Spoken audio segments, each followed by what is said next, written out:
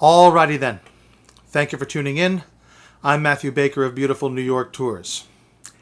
It happened in New York. The year is 1974, and the place is the World Trade Center. Now, the World Trade Center is an interesting topic when it comes to guiding tours in New York City because, of course, we all know about 9/11. Even those who were not alive at the time have heard it from their history teachers or from their parents. If you're my age or thereabouts, you remember living through it.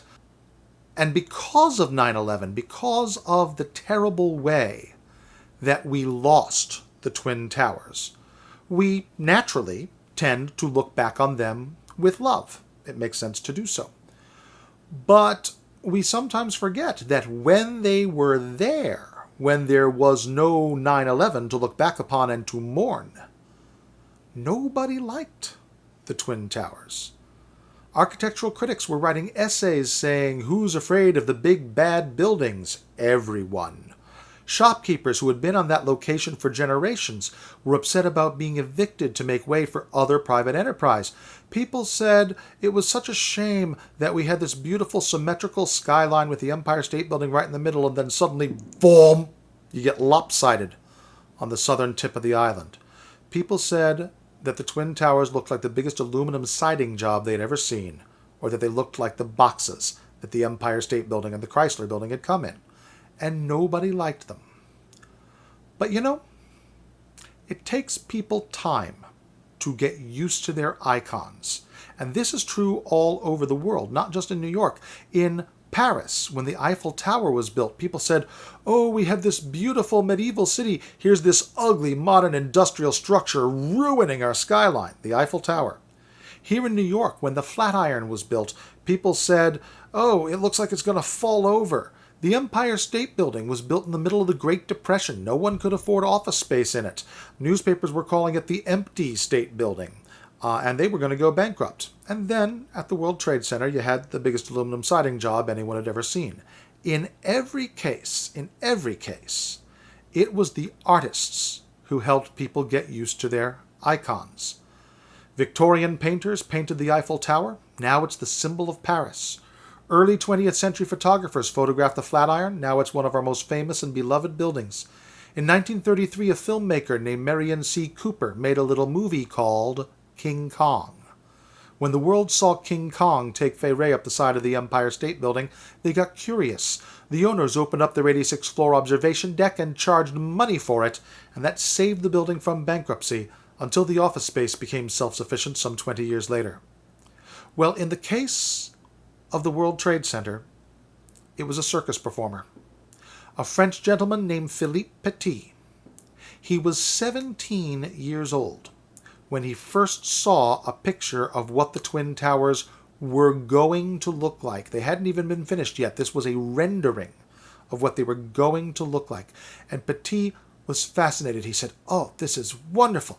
I must save up my money and go to New York and see these buildings." Well, it took him 7 years. He finishes school, he's working at the circus as an acrobat, he's building up his skills, and he's saving up his money. Finally, when he's 24, Petit and his friends make it to New York. Now, it's the mid-1970s. Terrorism is out there, but it's not the household word that it is today.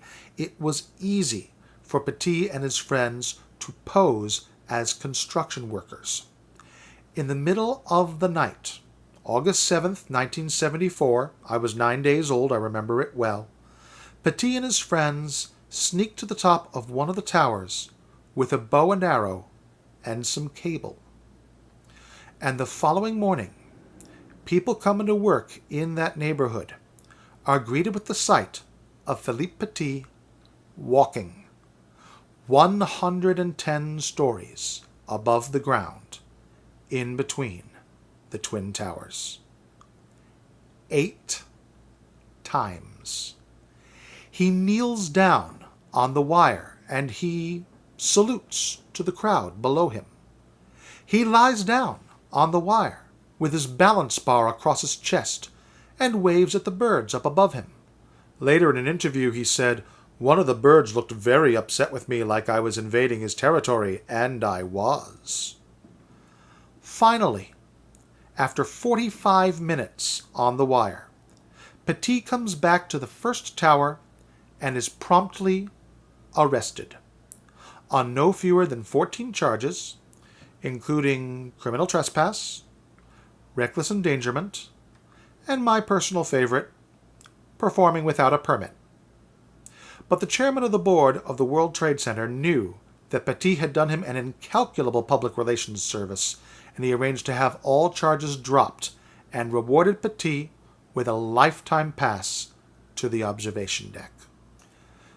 There are two fabulous movies on this subject. One was a documentary called Man on Wire, won the Academy Award for Best Documentary about 12 years ago, and one, a little bit more recent, is a dramatic film called simply The Walk, which was directed by Robert Zemeckis. You all know Robert Zemeckis, probably most famous for the Back to the Future movies.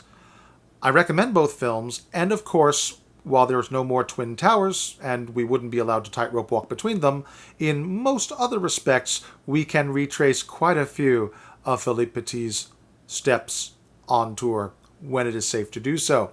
Please check me out at Beautiful New York Tours. You can search Beautiful New York Tours on Facebook, or email me at baker.tours@yahoo.com.